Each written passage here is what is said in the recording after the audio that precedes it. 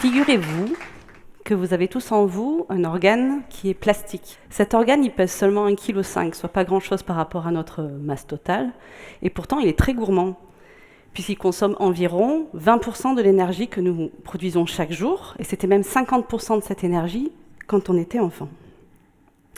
En plus d'être gourmand, cet organe, il est très complexe. Tellement complexe que personne ne le comprend vraiment aujourd'hui. Alors on sait quand même 2-3 trucs. On sait par exemple qu'il est composé d'environ 200 milliards de cellules qui sont très minutieusement organisées entre elles. Alors comment exactement? C'est justement ce qu'on ne comprend pas. Quoi qu'il en soit, la conséquence de cette organisation, c'est que cet organe, il a pour ainsi dire des super pouvoirs. Celui de nous faire rire, nous faire aimer, nous faire apprendre, nous faire créer, ou plus modestement, a priori en tout cas, dormir, manger, bouger. Alors évidemment, vous l'avez compris, cet organe, c'est bien notre cerveau, qu'on peut définir comme étant gourmand, complexe, mais aussi plastique. Pourquoi? Parce qu'avec ces 200 milliards de cellules, dont 100 milliards seulement seraient des neurones, le cerveau a la tâche de faire en sorte que nous, à chaque instant, soyons au mieux adaptés à la situation que nous sommes en train de vivre. Et pour cela, on a notre cerveau depuis le jour de notre naissance, voire même un petit peu avant. Et pourtant, si on se replonge à ce moment-là, force est de constater qu'on n'était peut-être pas au mieux de notre forme et qu'on n'était pas capable de faire ni d'exprimer grand-chose de très intéressant. Alors on pourrait penser que notre cerveau était alors pas du tout performant. En réalité, il était surtout extrêmement immature. Particulièrement immature d'ailleurs si on le compare avec celui de nos cousins, les primates. Alors on le compare souvent à ce moment-là à une éponge qui absorbe tout ce qui passe, mais plus précisément, ça ressemblerait à une boule de pâte à modeler très malléable et donc très plastique. Alors nous, dès les premiers moments de notre vie, nous avons effectivement utilisé cette immaturité qui est synonyme de plasticité. Et ça, c'était une chance. Parce que dès les premières expériences de notre vie, dès les premières nouveautés, notre cerveau a généré des milliers de nouvelles connexions, des synapses entre les milliards de neurones qui le constituent, et ce qui va offrir un nombre de possibilités d'échange entre ces neurones qui va littéralement frôler l'infini. Et la conséquence, c'est que nous sommes capables d'apprendre tout un tas de choses. Donc dans les premiers mois, au niveau moteur par exemple, on a été capable d'attraper un objet intentionnellement, comme cette petite fleur. Et puis il a quand même fallu attendre 2-3 mois de plus pour que nous soyons capables de lâcher cet objet tout aussi intentionnellement. Et puis on a appris à marcher, certains à jouer au foot. Et au niveau cognitif aussi, on s'est développé. À 3 mois, on s'est mis à gazouiller pour communiquer. Puis on a appris à parler, on a appris à lire, on a appris à compter. Et puis évidemment, tellement plus. Donc clairement, dans les premiers moments de notre vie, notre cerveau est complètement ouvert à plein de nouvelles expériences et la conséquence est que nous apprenons tout un tas de choses. Alors maintenant, qu'est-ce qui se passe une fois adulte? Alors, certaines personnes, peut-être certains d'entre vous, pensent qu'une fois la trentaine passée, notre cerveau il devient un petit peu plus paresseux, qu'il est un peu plus rigide. Mais finalement, c'est peut-être pas si bien le connaître. Alors c'est vrai que certains apprentissages seront plus laborieux une fois qu'on est adulte. Par exemple, notre cerveau est plus disposé à nous faire apprendre le sanskrit à 4 ans qu'à 40 ans, c'est indéniable. En revanche, on est aussi plus capable de résoudre une équation différentielle à 20 ans qu'à 2 ans, si jamais on est capable de résoudre à jamais une équation différentielle. C'est encore autre chose. En réalité, c'est une idée qui est fausse. Avec l'âge, notre cerveau ne fait pas que perdre ses aptitudes, perdre ses neurones et perdre ses synapses. C'est une idée qui est fausse et qui a eu pendant très longtemps la tête assez dure. Et c'était même un dogme en neurosciences, et un dogme énoncé pas par n'importe qui, mais par cet homme, qui est un chercheur espagnol. Santiago Ramón y Cajal, c'est probablement une des personnes qui a le plus contribué à la contribution du cerveau. Il a pendant des années minutieusement étudié la structure du système nerveux. Il en a fait de magnifiques descriptions qui font toujours école aujourd'hui. Et parmi ses contributions, il a déterminé l'existence du neurone, comme celui qu'il a dessiné ici, comme étant l'unité structurelle et fonctionnelle du système nerveux, ce qui lui a valu probablement à raison le prix Nobel de physiologie et médecine en 1906, qu'il a partagé avec l'italien Camillo Colgi. Ramón y Cajal écrit en 1928 « Dans les centres adultes, les voies nerveuses sont des choses fixes, finies et immuables. Tout peut mourir, mais rien ne peut se régénérer. » Pourtant, à la même époque, une femme, Alice Hamilton, qui deviendra d'ailleurs la première femme professeure à Harvard, observe la présence de ce qui semble être de nouvelles cellules dans le cerveau de rats adultes. Mais il n'y avait pas la preuve que ces cellules étaient des neurones. Donc, cette observation est tombée dans l'oubli. Il a fallu attendre des décennies, les années 60, pour que Joseph Hartmann remette le couvert et lui aussi observe ce qui semble vraiment être des nouveaux neurones dans le cerveau de rats adultes. Et il pense qu'effectivement, le cerveau conserve cette capacité à générer des neurones, donc cette neurogénèse, mais que ce serait limité à seulement 2 régions cérébrales, dont l'hippocampe. L'hippocampe, c'est cette structure qui est ici, nichée dans nos lobes temporaux, et qui est nécessaire à ce que nous apprenions et à ce que nous mémorisions. C'est-à-dire que sans hippocampe, on est incapable de former de nouveaux souvenirs. Donc le fait qu'il pourrait y avoir la naissance continue de neurones dans la région qui contrôle la formation des souvenirs, c'était quand même un petit peu intriguant. Mais les travaux d'Altman ont été largement ignorés et puis un petit peu considérés aussi comme hérétiques, puisque ça allait à l'encontre du dogme de Santiago Ramón y Cajal. Mais d'autres observations ont continué à affaiblir ce dogme, notamment celle réalisée par Elizabeth Gould, qui finira par déterminer en 1998 qu'il y a bien la présence de nouveaux neurones, à coup sûr, dans l'hippocampe de primates adultes. Et c'est cette même année que le dogme tombe pour de bon. Des chercheurs ont eu l'idée d'étudier le cerveau de 5 patients qui sont morts déçus d'un cancer et qui avaient reçu préalablement l'injection d'une molécule qui permet de suivre la prolifération des cellules et donc de suivre l'amplification des tumeurs. Eh bien, ces chercheurs ont retrouvé cette molécule dans des neurones de l'hippocampe de ces patients. C'est-à-dire qu'effectivement, l'homme adulte est toujours capable de générer des neurones dans son hippocampe. Ça veut dire que moi et vous, nous sommes toujours en train de produire des neurones dans notre hippocampe.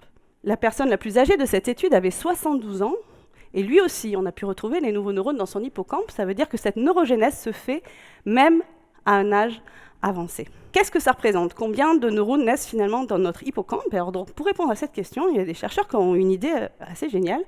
Il se trouve qu'entre 1955 et 1963, aux États-Unis, c'est la guerre froide, avec tous les essais nucléaires qui vont avec, et qui vont provoquer une très forte augmentation de la concentration de carbone 14 dans l'atmosphère.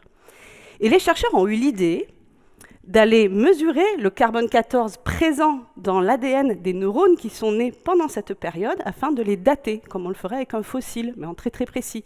Et donc, grâce à ça, ils ont pu estimer la naissance quotidienne des neurones dans notre hippocampe de 1400 par jour. 1400 nouveaux neurones dans notre hippocampe par jour. Ça veut dire à peu près 60 par heure. Alors, que ce soit clair, le dogme est bien tombé. Ramón y Cajal, là-dessus, en tout cas, avait tort, puisque nous produisons des nouveaux neurones chaque jour. Alors 1400, c'est super, mais ce n'est pas grand-chose par rapport à 100 milliards. Donc est-ce qu'on peut faire quelque chose pour améliorer cette neurogénèse? Bien, c'est simple, les principaux paramètres qui permettent d'améliorer et d'optimiser la neurogénèse, ils sont hyper simples à implémenter dans notre vie, puisqu'il s'agit 1, de l'activité physique, et 2, de l'activité cognitive. Mais ces paramètres sont interdépendants, et donc ils sont complémentaires, et il faut nécessairement avoir les deux, exercer les deux, pour optimiser notre neurogénèse. Si je place une roue dans la cage de rongeurs, vous l'avez tous observé, ils vont se précipiter dedans et vont se mettre à courir assez inlassablement, eh bien on observera dans l'hippocampe de ces animaux plus de nouvelles cellules qui se forment dans leur hippocampe que dans l'hippocampe des animaux qui n'avaient pas de roue. Mais seulement 10% de ces cellules vont survivre à long terme et auront la chance de devenir des vrais neurones matures et fonctionnels. Donc on dit que l'activité physique permet la prolifération de nouvelles cellules, mais ne permet pas leur survie. Alors qu'est-ce qu'on peut faire pour garder ces cellules et en faire des neurones? C'est extrêmement simple, il faut s'en servir. Il faut apprendre, il faut avoir de nouvelles expériences, il faut côtoyer des congénères, en d'autres termes, il faut enrichir notre environnement. Et c'est Donald Hebb qui a fait dans les années 40 le premier constat de ces effets bénéfiques de ce qu'on appelle aujourd'hui l'environnement enrichi, tout simplement parce qu'il ramenait des rats du laboratoire chez lui pour qu'ils s'amusent avec ses enfants. Et il s'est aperçu que ces rats-là, ceux qui avaient joué avec les enfants, eh bien, ils étaient beaucoup plus performants ensuite dans les tests de laboratoire, comme trouver la sortie d'un labyrinthe. Et on sait aujourd'hui que les animaux qui sont placés dans un environnement enrichi, qui consiste tout simplement à placer un grand groupe d'animaux dans des grandes cages avec plein d'objets qu'on va changer régulièrement, eh bien ces animaux-là, en réalité, ils n'ont pas plus de nouvelles cellules qui se forment dans leur hippocampe. Mais la proportion de ces cellules qui va survivre à long terme et devenir des vrais neurones matures et fonctionnels va être largement augmentée.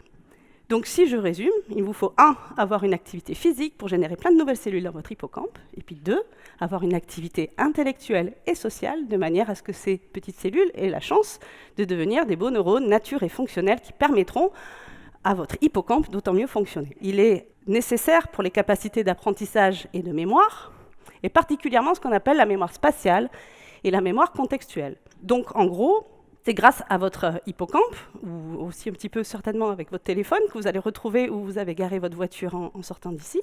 Alors moi personnellement, je prendrai le métro, mais je vais tout à fait utiliser mon hippocampe pour trouver la station la plus proche. Donc ça, c'est la mémoire spatiale. La mémoire contextuelle, c'est tout simplement mémoriser tout ce qui constitue le contexte d'un événement de notre vie. Alors les odeurs, les couleurs, la température, les sensations qu'on avait à ce moment-là, tout ça, ça fait partie du contexte. Et l'hippocampe code pour ça. Et donc à chaque instant, dans notre hippocampe, on a des nouvelles cellules qui se forment. Et il se trouve que ces cellules, ces neurones qui sont d'abord immatures, sont justement particulièrement plastiques. C'est-à-dire qu'ils vont particulièrement répondre face à une stimulation plus que les autres. Donc en gros, là maintenant, je suis en train de solliciter plus particulièrement dans votre hippocampe des neurones qui sont nés il y a 2-3 semaines et qui sont d'autant plus nombreux si vous avez eu une activité physique. Et là où c'est génial, et que c'est dingue, même si ce n'est pas complètement prouvé, c'est que ces mêmes neurones, ce sont ces mêmes neurones qui se réactiveront le jour où vous remémorerez cette présentation ici. Donc clairement, les manipulations qui permettent d'améliorer notre neurogénèse devraient être en mesure de permettre l'amélioration de nos capacités d'apprentissage et de mémoire. Et il y a une condition pour laquelle ces capacités sont fortement endommagées, vous le connaissez tous, c'est la maladie d'Alzheimer. Donc la maladie d'Alzheimer, c'est une maladie neurodégénérative et le cerveau subit des dommages qui sont dramatiques, avec la perte de milliers de neurones, particulièrement dans l'hippocampe, d'où les problèmes de mémoire.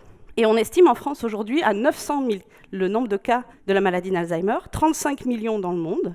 Et l'OMS estime que si rien n'est fait, en 2030, 65 millions de personnes seront atteintes de la maladie d'Alzheimer. Mais est-ce que même dans ces conditions extrêmement difficiles, où le cerveau subit des dommages qui sont très lourds, est-ce qu'il fait toujours preuve de capacité d'adaptation? Est-ce qu'il fait toujours preuve de plasticité?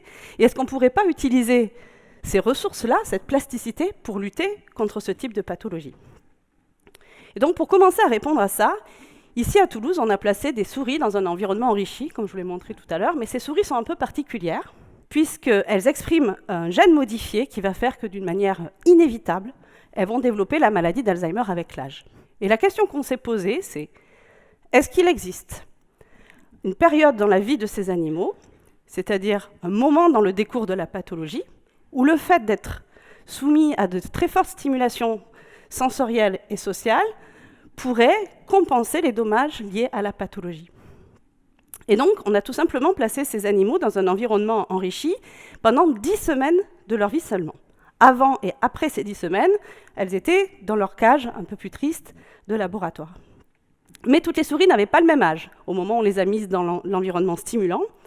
Certaines avaient 3 mois, donc c'est très jeune, elles n'ont encore aucun signe de la maladie. D'autres avaient 5 mois, c'est l'âge où on commence à avoir les premiers troubles liés à la pathologie. Et puis un dernier groupe avait 10 mois. Donc là, elles sont assez âgées et elles montrent à la fois des troubles de comportement et des troubles neuropathologiques qui ressemblent à ce qu'on voit chez les patients Alzheimer avérés. Et à notre grande surprise, nous avons observé que les animaux qui avaient été placés pendant 10 semaines seulement dans l'environnement enrichi à l'âge de 3 mois et 5 mois, eh bien ces animaux-là, une fois âgés, se comportaient exactement comme des souris qui n'avaient pas la pathologie. Donc le simple fait, pendant une petite période de leur vie, d'avoir très fortement stimulé leur capacité cognitive et leur capacité sociale, a finalement suffi à supprimer l'expression comportementale de la pathologie. Alors, est-ce que l'effet bénéfique de l'environnement enrichi ici est passé par une amélioration de la neurogénèse, ou est-ce que c'est lié à la stimulation d'un autre type de plasticité de notre cerveau? Ça, c'est ce qu'on cherche aujourd'hui à déterminer. Mais quoi qu'il en soit, on n'est absolument pas au bout de nos surprises quant aux capacités de notre cerveau, ses capacités de plasticité. Et vous l'avez compris, ce qu'il est important de faire, c'est d'être curieux, ce que indéniablement vous êtes, puisque vous êtes ici aujourd'hui. Il faut se servir de notre cerveau. Et on pourra probablement, à terme, comprendre encore mieux comment il fonctionne et trouver les moyens de solliciter cette plasticité pour que notre cerveau soit plus fort, plus performant toute notre vie et surtout plus résistant face aux pathologies. Et en attendant qu'on comprenne tout ça, le message, il est simple. Utilisez votre cerveau, soyez curieux, allez courir, allez danser, allez voir vos amis, parce que votre cerveau, à tous là, il est toujours plastique et c'est une très bonne nouvelle. Alors profitez-en.